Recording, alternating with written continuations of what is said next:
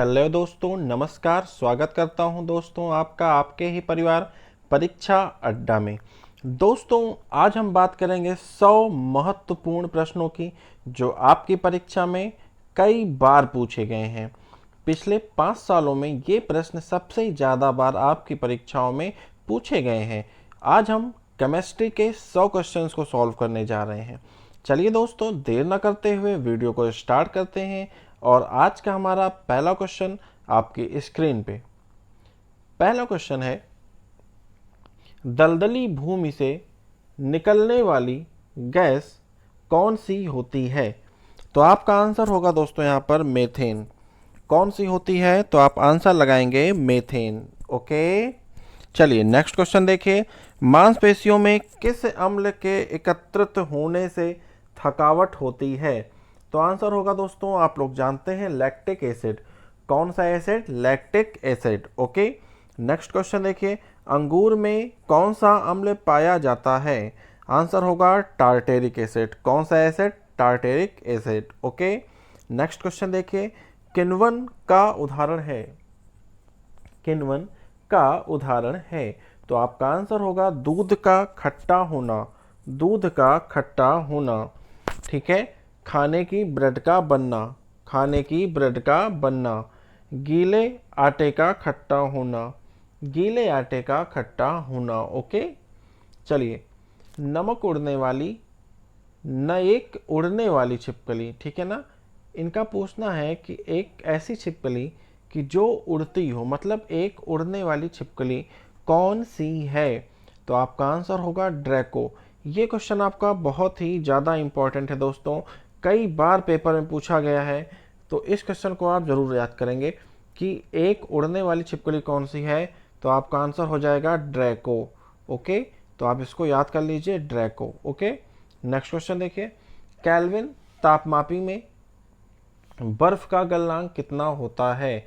Kelvin तापमापी में बर्फ का गलनांक कितना होता है? तो आंसर आप लगा लिए होंगे, 0 degree kelvin. 0 degree kelvin. Okay, curie किसकी इकाई है? क्यूरी आपकी रेडियो एक्टिव धर्मिता की इकाई है। रेडियो एक्टिव धर्मिता की इकाई है। ठीक है, दाब का मात्रक क्या होता है? सभी लोग जानते हैं, पास्कल, बार, ये सभी किसके मात्रक हैं? दाब के। आपका दाब को हम किससे दर्शाते हैं? P, और इसका फॉर्मूला क्या होता है? P is equal to F upon A. P is equal to F upon A. ये होता है आपका pressure, force per unit area is called as pressure. आप जानते हैं कि बल का मात्रक क्या होता है? न्यूटन। एरिया का मात्रक क्या होता है? Metre square. तो इसका मात्रक हो जाएगा प्रेशर का न्यूटन प्रति मीटर स्क्वायर, जिसे आप पास्कल भी लिखते हैं। जिसे आप पास्कल भी लिखते हैं। फटाफट से दोस्तों इसका विमा निकाल के आप मुझे कमेंट बॉक्स में सेंड करिए। चलिए नेक्स्ट क्वेश्चन देखते हैं। खाना पकाने का बर्तन कैसा होना चाहिए? खाना पकाने का बर्तन कैसा होना चाहिए? तो आंसर होगा उच्च विशिष्ट ऊष्मा का तथा निम्न चालकता का। इसको आप लोग याद कर लेंगे। उच्च विशिष्ट ऊष्मा का तथा निम्न चालकता का, मतलब प्रतिरोध क्या हो? कम हो। और विशिष्ट ऊष्मा क्या हो? विशिष्ट ऊष्मा क्या होती है? किसी पदार्थ की विशिष्ट ऊष्मा क्या होती है, बताइए।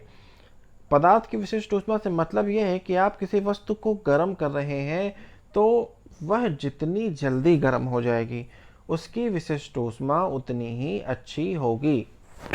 ठीक है, बात समझे आप। और जितना जल्दी गर्म होगी भाई उतना जल्दी ठंडी भी होगी, ये भी बात आप जानते रहिए। चलिए अगला क्वेश्चन देखिए।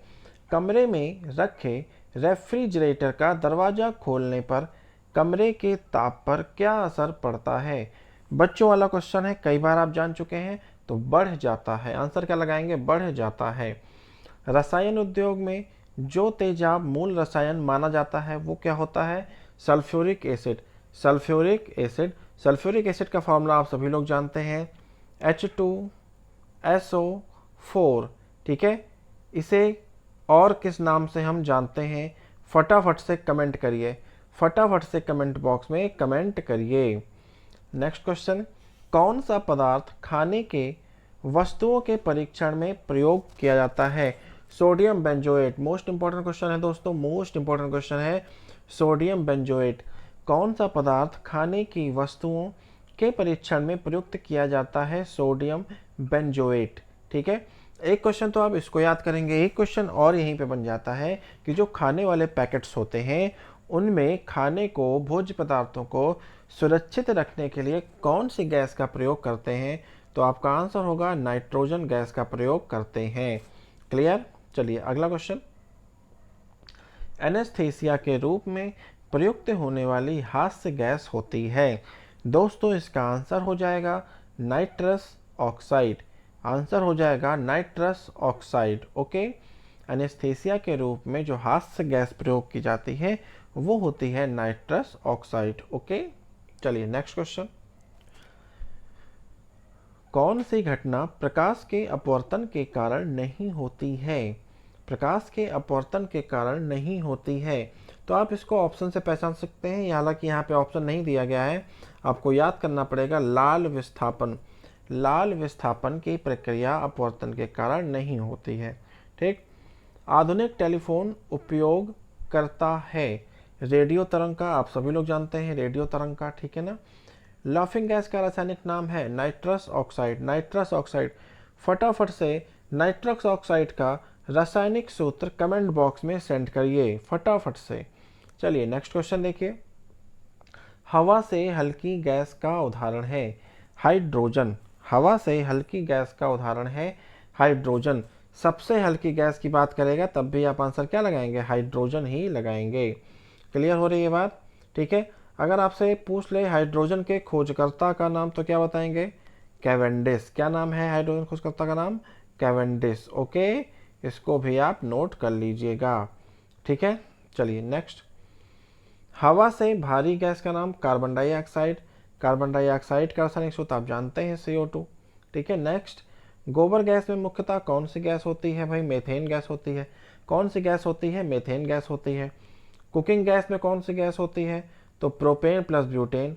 प्रोपेन प्लस ब्यूटेन, आप जानते हैं प्रोपेन प्लस ब्यूटेन होती है। Next question. चमकने वाला व माचिसों में प्रयोग होने वाला पदार्थ कौन सा है? फास्फोरस। कौन सा है? फास्फोरस है। चमकने वाला व माचिसों में प्रयोग होने वाला पदार्थ फास्फोरस। ठीक है, नेक्स्ट देखेंगे। फलों को पकाने में किस गैस का प्रयोग किया जाता है? एसिटिलीन का। फलों को पकाने में एसिटिलीन गैस का प्रयोग किया जाता है।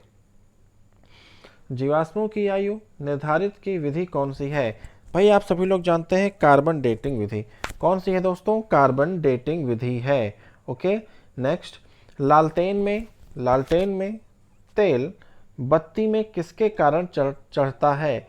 लालटेन में तेल बत्ती में किसके कारण चढ़ता है? केशिकत्व के कारण चढ़ता है। गोताखोर किस गैसों से सांस लेते हैं? Oxygen plus helium. जानते हैं आप, ऑक्सीजन के साथ हीलियम। यहाँ पे गोताखोर या आपके लिए स्वच्छ हवा के लिए अस्पतालों में किस गैस का प्रयोग किया जाता है? तब भी आप आंसर यही लगाते हैं, ऑक्सीजन तथा हीलियम का। कौन सी नोबल गैस है? नोबल गैस आप जानते हैं हीलियम होती है। और कौन सी गैस है? तो क्रिप्टॉन होती है, ऑर्गन होती है। आप सभी जानते हैं कि 6 गैसें नोबल हैं। जेनॉन भी होती है, और जेनॉन को आप किस नाम से जानते हैं? स्ट्रेंजर गैस के नाम से भी जानते हैं। इसको आप लोग याद करेंगे कि जेनॉन को किस नाम से जानते हैं? स्ट्रेंजर गैस के नाम से भी जानते हैं। अगर मैं पूछूं रेडान, रेडान के बारे में कुछ बातें जान लीजिए। प्रकृति में खुली अवस्था में या ओपन अवस्था में रेडान नहीं मिलती है।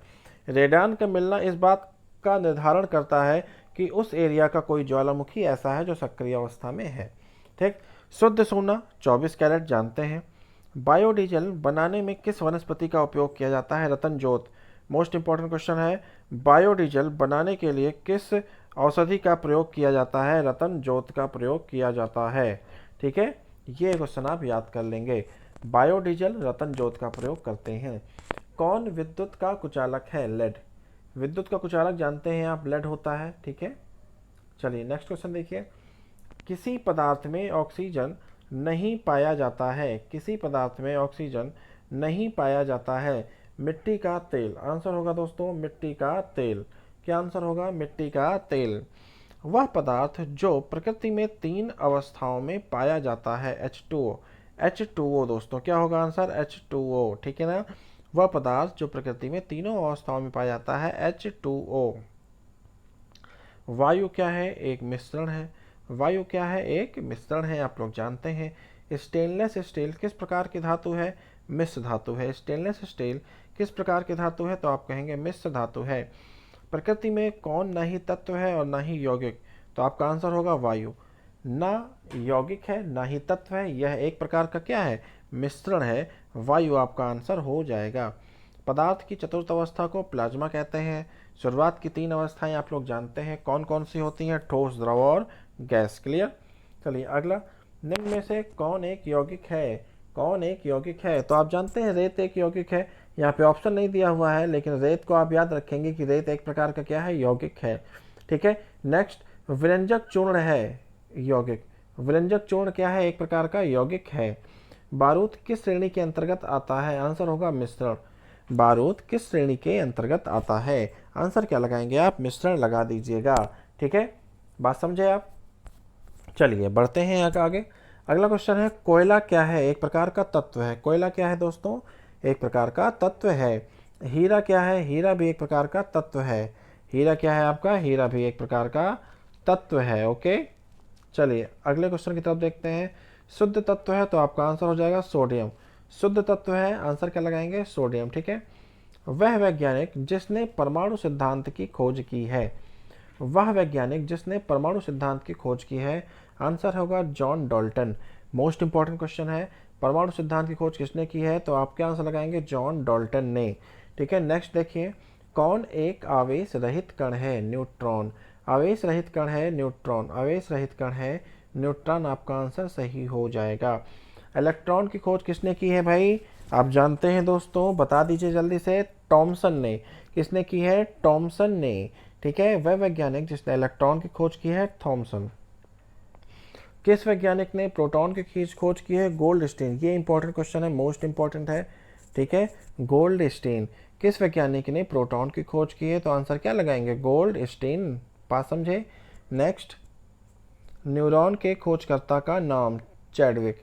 न्यूरॉन के खोजकर्ता का नाम चैडविक, ओके, जेम्स चैडविक। उस वैज्ञानिक का नाम बताइए जो पॉजिट्रॉन का खोज करता है। ये भी इंपॉर्टेंट क्वेश्चन है आपका। एंडरसन। उस वैज्ञानिक का नाम बताइए जिसने पॉजिट्रॉन की खोज की है। आंसर लगाएंगे आप एंडरसन ने। क्या आंसर लगाएंगे दोस्तों? एंडरसन ने, ओके। नेक्स्ट क्वेश्चन देखिए।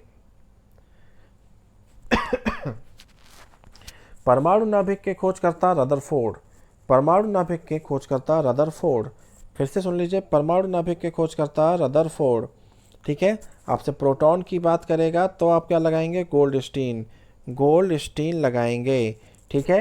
कभी भी आपसे रदरफोर्ड और गोल्डस्टीन एक ही ऑप्शन में नहीं देके पूछेगा, क्योंकि रदरफोर्ड भी इसमें खोज में शामिल थे, ठीक है। लेकिन गोल्डस्टीन को श्रेय ज़्यादा जाता है। बात समझे आप? चलिए अगला, तत्व के सबसे छोटे भाग को कहा जाता है परमाणु। तत्व के सबसे छोटे भाग को कहा जाता है परमाणु, ठीक है। तत्व के सबसे छोटे भाग को क्या कहा जाता है दोस्तों? परमाणु कहा जाता है। क्लियर हो रही बात? चलिए देखिए अगला पॉइंट, इलेक्ट्रॉन के तरंग प्रकृति के सर्वप्रथम किसने खोजा था? डी ब्रॉगली महोदय ने खोजा था। किसने खोजा था दोस्तों? डी ब्रॉगली महोदय ने खोजा था। नेक्स्ट देखिए, रेडियो सक्रियता की खोज सर्वप्रथम किसने की थी? रेडियो सक्रियता की खोज सर्वप्रथम किसने की थी? तो आपका आंसर हो जाएगा हेनरी बैकुरल ने। किसने की थी दोस्तों? हेनरी बैकुरल ने। एक अच्छा क्वेश्चन है ये, कई बार एग्जाम में पूछा गया है आपके कि इलेक्ट्रॉन के तरंग प्रकृति को सर्वप्रथम किसने खोजा था? तो आपका आंसर होगा डी ब्रॉगली। रेडियो सक्रियता की खोज किसने की थी? हेनरी बैकुरल ने, ठीक है। बात समझे आप? प्रोटॉन की खोज किसने की थी? तो गोल्डस्टीन ने। रदरफोर्ड ने किस चीज़ की खोज की थी? फटाफट से बता दीजिए दोस्तों। रदरफोर्ड ने, तो देखिए आप, परमाणु के नाभिक की, परमाणु के नाभिक की खोज की थी। परमाणु के नाभिक की खोज की थी। क्लियर हो रही बात? चलिए अगला क्वेश्चन देखते हैं। अल्फा और बीटा किरणों के खोजकर्ता थे रदरफोर्ड, और किस चीज़ की खोज की थे? परमाणु नाभिक की, याद रहना चाहिए। रदरफोर्ड ने अल्फा और बीटा किरणों की खोज भी की थी, ठीक है, प्रोटॉन के साथ साथ। रदरफोर्ड ने और क्या खोजा था? तो आप कहेंगे अल्फा और बीटा किरणों की खोज की थी, ठीक है। नेक्स्ट देखिए, परमाणु बम के आविष्कारक ऑटो हान। ये तो आप जानते हैं कि परमाणु बम के आविष्कारक कौन है, तो आपका आंसर हो जाएगा ऑटो हान। ठीक है, फिर से सुन लीजिए दोस्तों, परमाणु बम के आविष्कारक का नाम ऑटो हान। ओके। कार्बन डेटिंग द्वारा किसके आयु का निर्धारण करते हैं? जीवाश्म। ठीक है, C14, कार्बन डेटिंग C14। ठीक, किसकी कार्बन डेटिंग है? तो आप कहेंगे कि हड़प्पा सभ्यता की, हड़प्पा सभ्यता की। ठीक है, हड़प्पा सभ्यता की कार्बन डेटिंग C14 के अनुसार। ठीक है, हड़प्पा सभ्यता कितनी पुरानी है? तो ईसा के जन्म से लगभग 1700 साल पुरानी है। ठीक है, तो कार्बन डेटिंग द्वारा किसकी आयु का निर्धारण करते हैं? आंसर होगा जीवाश्म की। ठीक, वर्ग विस्थापन नियम के प्रतिपादक, देखिए कितनी इंपॉर्टेंट क्वेश्चन है दोस्तों। वर्ग विस्थापन नियम के प्रतिपादक रदरफोर्ड तथा साडी, रदरफोर्ड तथा साडी हैं, रदरफोर्ड तथा साडी हैं। ठीक, नेक्स्ट, पृथ्वी की आयु का निर्धारण किसके माध्यम से किया जाता है? यूरेनियम डेटिंग, मोस्ट इंपॉर्टेंट, इसको आप लोग याद कर लीजिए दोस्तों, कार्बन डेटिंग लगा के मत चले आना। जीवाश्म का अध्ययन या जीवाश्म की उम्र का निर्धारण कैसे करते हैं? तो कहेंगे कार्बन डेटिंग से। पृथ्वी की आयु का निर्धारण कैसे करते हैं? तो यूरेनियम डेटिंग से। कैसे दोस्तों? यूरेनियम डेटिंग से। ठीक है ना, क्लियर हो रहा है। नेक्स्ट, किस संलयन द्वारा सूर्य से ऊर्जा उत्सर्जित होती है? आंसर होगा नाभिकीय संलयन, आप जानते हैं। नाभिकीय रिएक्टर में मंदक के रूप में क्या काम करता है? तो आंसर होगा भारी जल। क्या आंसर होगा दोस्तों? भारी जल। ओके। लोहे पर जंग लगना किसका उदाहरण है? आंसर लगा दीजिए दोस्तों, ऑक्सीकरण का। किसका उदाहरण दोस्तों? ऑक्सीकरण का। ठीक है, अगला, नीले लिटमस पेपर को लाल कर देता है, नीले लिटमस पेपर को लाल कर देता है कौन?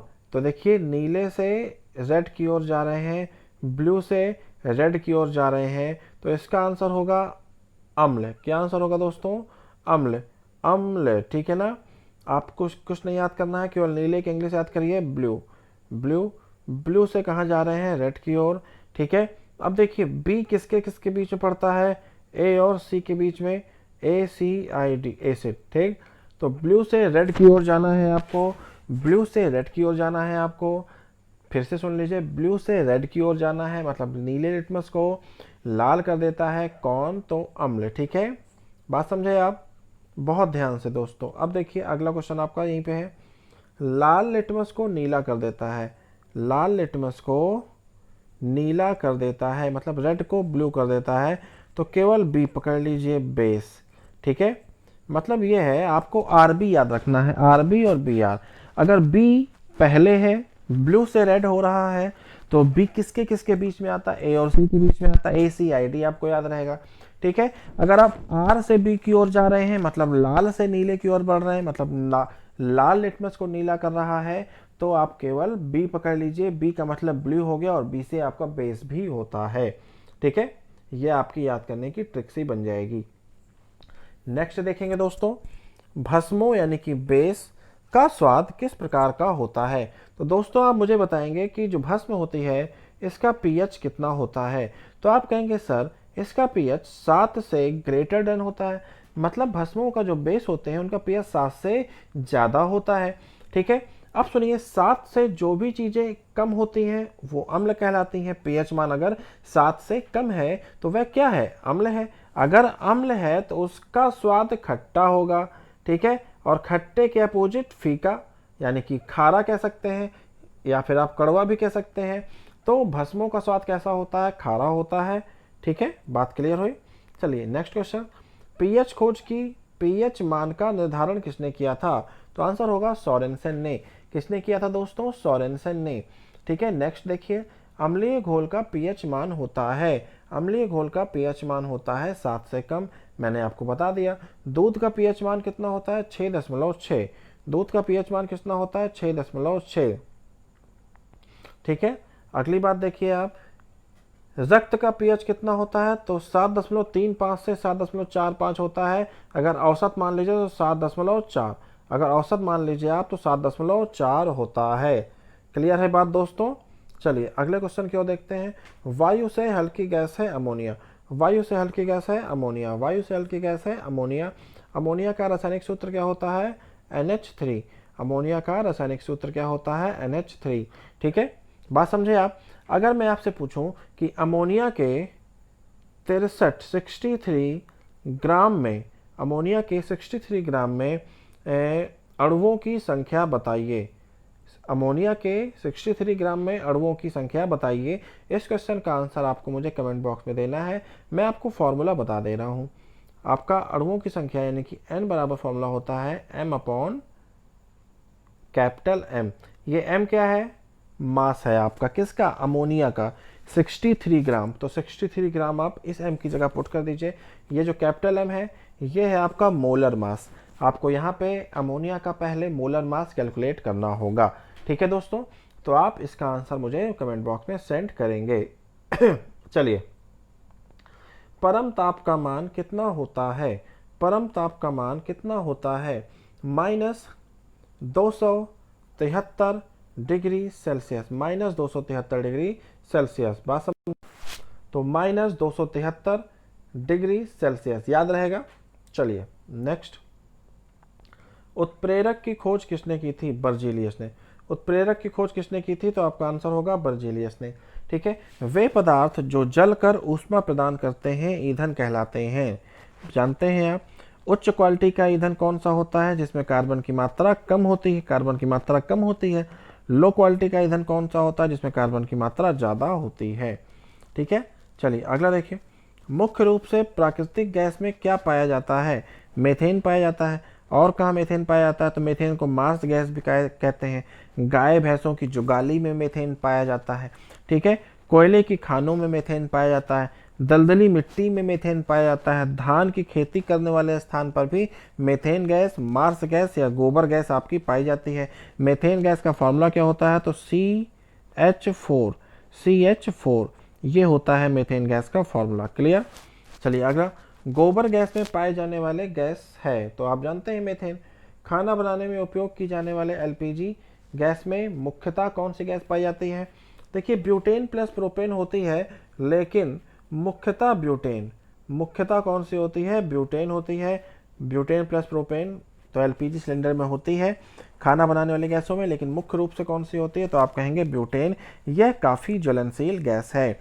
ठीक है, गैस सिलेंडरों के ऊपर कौन सा पदार्थ होता है, किस चीज़ का लेप किया जाता है, जिससे हमें गैस रिसने पर पता चल जाता है, महक आ जाती है, तो आपका आंसर होगा मेथिल मरकैप्टन। मेथिल मरकैप्टन, चाहे आप मेथिल मरकैप्टन कह लीजिए, METHYL, methyl mercaptan. Okay next, water gas किन दो गैसों का मिश्रण है, वाटर गैस किन दो गैसों का मिश्रण है, तो carbon monoxide plus hydrogen, carbon monoxide plus hydrogen. Water gas किन दो गैसों का मिश्रण है, तो कार्बन मोनोऑक्साइड प्लस हाइड्रोजन का मिक्सचर है। ठीक है, फिर से सुन लीजिए दोस्तों, वाटर गैस किन दो गैसों का मिक्सचर है, तो आंसर क्या लगाएंगे, CO plus H2, carbon monoxide plus hydrogen. Okay, खाना बनाने में उपयोग की जाने वाली LPG गैस सिलेंडर में भरा गैस किस रूप में होता है। क्लियर हो रहा है भाई, तो देख लीजिए किस रूप में होता है, तो आपका आंसर क्या हो जाएगा, द्रव रूप में होता है। किस रूप में होता है, आंसर क्या लगाएंगे, द्रव रूप में होता है। ओके, चलिए दोस्तों बढ़ते हैं अगले क्वेश्चन की तरफ। अगला क्वेश्चन देखिए, कौन सा गैस LPG का मुख्य घटक है, तो ब्यूटेन बता चुका हूं मैं आपको। रॉकेट चलाने में प्रयुक्त होने वाला ईंधन कौन सा है, प्रणोदक। क्या कहते हैं दोस्तों, प्रणोदक। अगर बात करें रॉकेट चलाने वाले इंजन की, रॉकेट चलाने वाला जो इंजन होता है, रॉकेट में कौन सा इंजन प्रयोग किया जाता है, तो आप कहेंगे cryogenic engine, cryogenic engine, cryogenic engine, जैनिक है ना, है ठीक है ना, क्रायोजेनिक इंजन। क्लियर हो रही बात, क्रायोजेनिक इंजन। ठीक है, what is the meaning of cryo, cryo का मतलब क्या होता है, क्रायो का मतलब होता है दोस्तों निम्न ताप, क्रायो का मतलब होता है निम्न ताप। जहां भी निम्न ताप से संबंधित बात आ जाएगी, एक क्वेश्चन पूछता है निम्न ताप का अध्ययन क्या कहलाता है, तो कह देना क्रायोलॉजी कहलाता है। क्लियर, चलो आगे बढ़ो। अति मुलायम खनिज टॉल्क मुख्यतः हैं, तो आंसर लगा लो मैग्नीज सिलिकेट। आंसर क्या लगाओगे, मैग्नीज सिलिकेट। याद कर लो, अति मुलायम खनिज सोपस्टोन या टॉक है? तो क्या है? Manganese silicate. Okay. Plaster of Paris का रासायनिक सूत्र है, सभी जानते हैं, 2CaSO4 2CaSO4 into H2O। Plaster of Paris का रासायनिक सूत्र क्या है? C2CaSO4 into 2H2O। ठीक है दोस्तों, इसको आप याद कर लीजिए, 2CaSO4 इंटू H2O। ठीक। सबसे भारी धातु कौन सी है? यूरेनियम। सबसे भारी धातु कौन सी है? यूरेनियम है। सबसे भारी धातु कौन सी है? तो आपका आंसर होगा यूरेनियम है। ठीक है। नेक्स्ट क्वेश्चन, सामान्य किस्म का कोयला बिटुमिनस जानते हैं, सबसे ज्यादा आप कौन सा कोयला प्रयोग करते हैं? बिटुमिनस ही प्रयोग करते हैं। ठीक है। अच्छी क्वालिटी का, सबसे अच्छी क्वालिटी का कोयला कौन सा होता है? तो एंथ्रेसाइट होता है दोस्तों। क्वेश्चन यहीं पे घुमा देता, कहता सबसे अच्छी क्वालिटी का कोयला बताओ, तो लगाते आप एंथ्रेसाइट। क्या लगाते दोस्तों? एंथ्रेसाइट। ओके, आंसर आपका ये हो जाता एंथ्रेसाइट। नोट कर लीजिए। अगला, वायु में कौन सी नोबल गैस नहीं होती है? आंसर क्या होगा आपका? हीलियम। वायु में कौन सी नोबल गैस नहीं होती है? आंसर क्या लगाएंगे आप? हीलियम। ठीक है, हीलियम भी नहीं होती है। और एक बात करें आपकी, रेडॉन। रेडॉन भी वायु में, वायुमंडल में हमारे नहीं पाई जाती है। ठीक है। ज्वालामुखी जहाँ पे सक्रिय अवस्था में पाया जाता है वहाँ पे आपकी रेडॉन गैस पाई जाती है, यानी कि हीलियम और रेडॉन ये दोनों गैसें ऐसी हैं जो वायुमंडल में नहीं होती हैं। नेक्स्ट, प्राकृतिक रबड़ एक बहुलक है आइसोप्रीन का। प्राकृतिक रबड़ किसका बहुलक है? तो आंसर क्या लगाएंगे दोस्तों आप? आइसोप्रीन का। ठीक। विस्फोटक नाइट्रोग्लिसरीन है, एक प्रकार का ईस्टर। एक प्रकार का क्या है? एस्टर है। नाइट्रोग्लिसरीन क्या है? तो आपका आंसर होगा एस्टर है। नाइट्रोग्लिसरीन क्या है? तो आपका आंसर क्या होगा दोस्तों? एस्टर है। ठीक है ना। नेक्स्ट, अम्ल वर्षा होती है, आंसर लगा दीजिए, कारखानों से। अम्ल वर्षा होती है कहाँ से? कारखानों से। ठीक है, कारखानों से होती है। अब मतलब कारखानों से नहीं होती है, कारखानों से कौन कौन सी गैस निकलती है चलो बताओ। एक तो होती है NO2, एक होती है आपकी SO2, नाइट्रोजन डाइऑक्साइड और सल्फर डाइऑक्साइड, यही मुख्यतः अम्ल वर्षा कराने के लिए जिम्मेदार होते हैं। ये जाते हैं आसमान में, आपके आसमान में जाके वहाँ पर जो आपके वाटर मॉलिक्यूल्स होते हैं, पानी के अणु होते हैं, H2O, H2O से क्रिया कराकर बनाते हैं HNO3। ठीक है। और सल्फर H2SO4 HNO3 और H2SO4 आपका बनाते हैं, निर्माण करते हैं। ठीक है। और यही मुख्यतः आपका जो होता है वह अम्ल वर्षा के लिए जिम्मेदार होता है। अम्ल वर्षा का pH मान अगर पूछा जाए आपसे तो कितना बताओगे? अम्ल वर्षा का pH मान बता देना, 5.5 से कम। 5.5 से कम। 5.5 से कम अगर वर्षा के जल का pH है तो आपकी वह वर्षा कैसी हो जाएगी? अम्ल वर्षा हो जाएगी। क्वेश्चन पूछता है, नदी के जल में अगर अम्ल वर्षा हो रही हो और वह पानी पहुंचे तो उसके pH पर क्या असर पड़ेगा? दोस्तों ध्यान से, साधारण पानी का जो pH होता है वो होता है 7। कितना होता है? 7। अगर नदी के जल में अम्लीय वर्षा वाला पानी मिलेगा तो जाहिर सी बात है कि नदी के जल का जो pH मान है वह 7 से कुछ ना कुछ कम हो जाएगा। ठीक है, चलिए आगे अगला क्वेश्चन देखिए।